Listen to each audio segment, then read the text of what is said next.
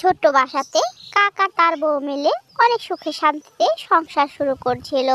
হঠাৎ একদিন, শোনো গিন্নি, আমি কয়েকদিনের জন্য একটু বাইরে যাচ্ছি। তুমি তো জানোই বনে এখন খাবারের অনেক অভাব। তাই ভাবছি বাইরে একটু কাজকর্ম করে কিছু খাবার জোগাড় করে নিয়ে আসবো কয়েকদিনের জন্য, যাতে কয়েকদিন আমাদের খেতে কোনো অসুবিধা না হয়। তুমি এই কটা দিন একটু সাবধানে থেকো। ঠিক আছে কালু, তুমি খুব সাবধানে যেও, আর কাজ শেষ করে তাড়াতাড়ি বাড়িতে ফিরে এসো। জানো তো, তুমি যতদিন বাড়িতে না ফিরে আসবে আমার খুব চিন্তা হবে তোমাকে নিয়ে। তাছাড়া ঘরে তো তেমন কোনো খাবারও নেই, আমাকে তো খাবার জোগাড় করতে বনে যেতেই হবে। সেখানে কোনো বিপদ হলে তো কিছু করার থাকবে না। তাছাড়া তুমি যতদিন না আসো ততদিন আমি বাইরে কম যাওয়ার চেষ্টা করব। ঠিক আছে গিন্নি, তাহলে আমি এখন আসছি। এটা বলেই কালু কাক শহরে যাবার জন্য বের হয়ে যায়। কালু তো শহরে যাবার জন্য বেরিয়ে গেল, কিন্তু ঘরে তো কোনো খাবার রেখে যায় নাই। এদিকে আমাকেও মানা করলো কোথাও যেন না যেতে, কিন্তু আমি যদি এখন বাইরে না যাই তাহলে আমার খাবারটা কে জোগাড় করে দিবে? আমাকে বাইরে যেতেই হবে। এদিকে খুব খিদে পেয়েছে, যাই দেখি বাইরে গিয়ে কোনো খাবার পাই কিনা। তারপর কালো কাকের বউ সুখিও বের হয়ে গেল খাবারের খোঁজে। এদিকে পাশের জঙ্গলে বাস করতো এক টুনি পাখি। তার কোনো বাড়ি ঘরে ছিল না, সে অনেক অসহায় ছিল। এদিকে টুনি ডিম দেওয়ার সময় হয়ে যায়। জঙ্গলে দাঁড়িয়ে থেকে টুনি ঝড় বৃষ্টির মধ্যে ভিজতেছিল, তার যাবার মতো কোনো জায়গা ছিল না। এই ঝড় বৃষ্টিতে এখন আমি কোথায় যাব? আমি এতই অসহায় যে এখন আমার ডিম দেওয়ার সময় হয়ে গেছে, তারপরেও কোনো বাসাই পাচ্ছি না। যাব কোথায় এখন? আশেপাশে গিয়ে দেখি কোনো বাসা টাসা পাই কিনা। তারপর টুনি বাসার খোঁজ করার জন্য বের হয়ে পড়ে।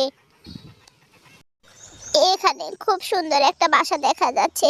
বাসাটা ছোট হলেও খুব সুন্দর, কিন্তু কাউকে তো দেখতে পাচ্ছি না। কেউ যদি এসে আমাকে বের করে দেয়, আর কি করব? আমার তো ডিম দেবার সময় হয়ে গেছে, এক্ষুনি আমাকে ডিম দিতে হবে। যার বাসায় হোক পরে দেখা যাবে, আগে ডিমটা এখানেই পেড়ে দিই। কাকের বাসা এটা না জেনে টুনি এখানে ডিম পেড়ে দেয়। আর ডিম পাড়ার পরই টুনি শুনতে পায় কেউ যেন একটা এদিকে আসছে। ওরে বাপরে, কেউ মনে হয় এদিকেই আসছে। যার বাসা নিশ্চয় সে হবে। আমি এক্ষুনি গিয়ে লুকিয়ে পড়ি, ডিমটা বরং এখানেই থাক। আমি ডিমটা কোথায় নিয়ে যাব তাছাড়া? তারপরে টুনি আড়ালে গিয়ে তাড়াতাড়ি লুকিয়ে পড়ে। তারপর টুনি যখন দেখলো এটা একটা কাকের বাসা, তখন টুনি ভয়ে সেখান থেকে তাড়াতাড়ি করে পালিয়ে যায়। কা কা কা, এটা কি হলো? আমার বাসায় তো আমি কোনো ডিম রেখে যাই নাই, তাহলে ডিমটা আসলো কোথায় থেকে? আমি তো ডিম পারিনি, নিশ্চয়ই কোনো কাক তার ডিম আমার বাসায় ফেলে গেছে। যে এই ডিমটা ফেলে যাক না কেন, এখন এই ডিমটা আমার। যারই হোক, সে তো ফেলে গেছে আমার বাসায়, আর এটা থেকে যে ছানা হবে সেটা শুধু আমার হবে, আমি কাউকে দিব না। তারপর কাকটা এই ডিমটাকে তা দিতে থাকে, আর তা দেওয়ার কয়েকদিনের মধ্যে ডিম থেকে সুন্দর ফুটফুটে একটা টুনির ছানা হয়। আর টুনির ছানাটাকে দেখে কাক অনেক ভয় পেয়ে যায়, আর ভাবে কালু এসে যদি দেখতে পারে যে এটা টুনির ছানা, তাহলে আমাকে মেরে শেষ করে দিবে। আমি তাহলে এতদিন টুনির ডিমে তা দিয়েছি। সর্বনাশী টুনি, তুই এ কি সর্বনাশ করলি আমার! এখন আমি সমাজে কি করে মুখ দেখাবো? সবাই ভাববে যে কাকের টুনি বাচ্চা কিভাবে হলো। ওরে টুনি রে, তুই আমার কি সর্বনাশটা করলি রে! তুই আর জায়গা পেলি না, আমার বাসায় এসে ডিম পারলি। এখন আমি তোর এই ছাটা নিয়ে কি করব? না পারবো তোর এই ছাটাকে খেয়ে ফেলতে, না পারবো ফেলে দিতে, না পারবো রাখতে। আমি যে এখন কি বিপদে আছি রে টুনি! কালু কাক যদি এসে দেখে আমার বাসায় টুনি ছানা, নিশ্চয়ই কালু কাক আমাকে ঘাড় ধাক্কা দিয়ে বের করে দিবে রে। আমি যে কি বিপদে পড়েছি। আমি এখন কোথায় যাব তোর এই ছানাটাকে নিয়ে?